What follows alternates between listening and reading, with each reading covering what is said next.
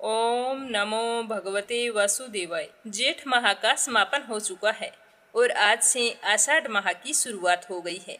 हिंदू धर्म में पूरे साल कई सारे व्रत और त्योहार आते हैं जिनका अपना अलग अलग महत्व होता है।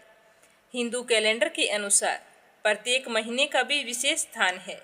आषाढ़ माह पंचांग का चौथा महीना और पवित्र महीनों में से एक है। धार्मिक मान्यताओं के अनुसार इस महीने में पूजा अर्चना करने से शुभ फल की प्राप्ति होती है। आषाढ़ माह में कौन से देवी देवताओं की पूजा करने का विधान है और कैसे इनकी आराधना करनी चाहिए, जिससे हमें हमारे जीवन में आने वाली समस्त परेशानियों से छुटकारा मिल जाए और सुख समृद्धि का वास हो। यही सब कुछ जानने के लिए वीडियो के अंत तक बने रहिएगा। आषाढ़ का महीना भगवान विष्णु का प्रिय महीना कहा जाता है, इसलिए इस महीने में लोग अपने घरों में सत्यनारायण भगवान की कथा भी कराते हैं। धार्मिक मान्यताओं के अनुसार इस महीने में भगवान विष्णु की पूजा करने से सभी तरह के पापों से मुक्ति मिलती है।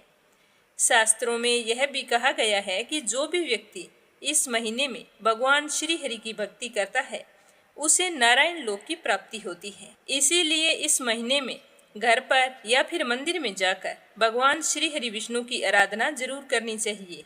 तो आज अपने सुनते हैं भगवान श्री हरि विष्णु की पौराणिक कथा।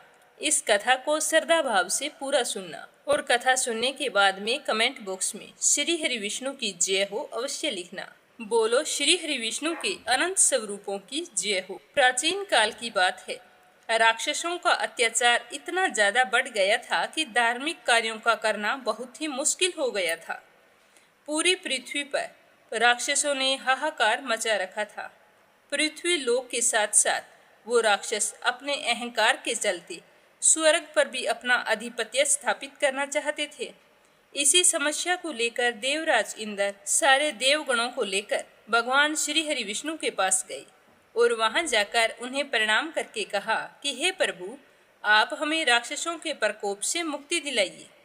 तो विष्णु जी ने उनकी समस्या सुनकर कहा कि तुम्हारी समस्या का निदान केवल भोले शंकर कर सकते हैं, तो आप सब निश्चित होकर जाइए, मैं आपकी समस्या का कोई ना कोई हल जरूर ढूंढ लूंगा। तो सारे देवगण बहुत ही खुश हुए और लौट आए। उसके बाद विष्णु जी ने शिव जी की तपस्या की जिससे राक्षसों का विनाश हो सके। तो विष्णु जी ने हिमालय की बर्फीली पहाड़ियों पर तपस्या करनी शुरू कर दी। शिव शंकर के नाम का जप हजारों बार किया। उन्होंने संकल्प किया कि वो हर नाम के साथ एक कमल का फूल अर्पित करेंगे। इस पर शिव जी ने विष्णु जी की परीक्षा लेने का विचार बनाया। तो भोले शंकर ने 1000 फूलों में से एक फूल को गायब कर दिया, जिसका पता भगवान श्री हरि विष्णु को नहीं लगा। विष्णु जी ने अपनी तपस्या जारी रखी। वो ओम नमः शिवाय का जाप करने लगे और हर नाम के साथ एक कमल का फूल चढ़ाने लगे। जब आखिरी बार श्री हरि विष्णु ने ओम नमः शिवाय का जप किया तो उन्होंने देखा कि उनके पास एक भी फूल नहीं बचा है। तो यह देखकर वो तो हैरान हो गई और सोचने लगे कि मेरी पूजा तो भंग हो जाएगी, मुझे कुछ ना कुछ तो करना होगा। तो उन्होंने फूल को इधर उधर ढूंढा पर उन्हें फूल नहीं मिला। आखिर में विष्णु जी ने निश्चय किया कि मैं कमल की जगह मेरी एक आंख अर्पित कर दूंगा, जिससे मेरी पूजा का संकल्प पूरा हो जाएगा। तो विष्णु जी का भक्ति भाव देखकर शिव जी बहुत ही प्रसन्न हुए और विष्णु जी के सामने प्रकट हो गए और कहा कि मैं तुम्हारी तपस्या से प्रसन्न हूँ, तुम मांगो, क्या वरदान मांगते हो। तो विष्णु जी ने राक्षसों का संहार करने के लिए शिव जी से अजय शस्त्र मांगा। तो उन्होंने विष्णु जी को सुदर्शन चक्र दिया। कहा जाता है कि इसी चक्कर से विष्णु जी ने सारे राक्षसों को मारकर पृथ्वी लोक और स्वर्ग लोक को उनके आतंक से मुक्ति दिलाई और इसी तरह विष्णु जी को सुदर्शन चक्र प्राप्त हुआ। बोलो विष्णु भगवान की जय हो। तो ये थी विष्णु जी की कथा और पूरे आषाढ़ माह में रोजाना एक कथा प्रस्तुत की जाएगी।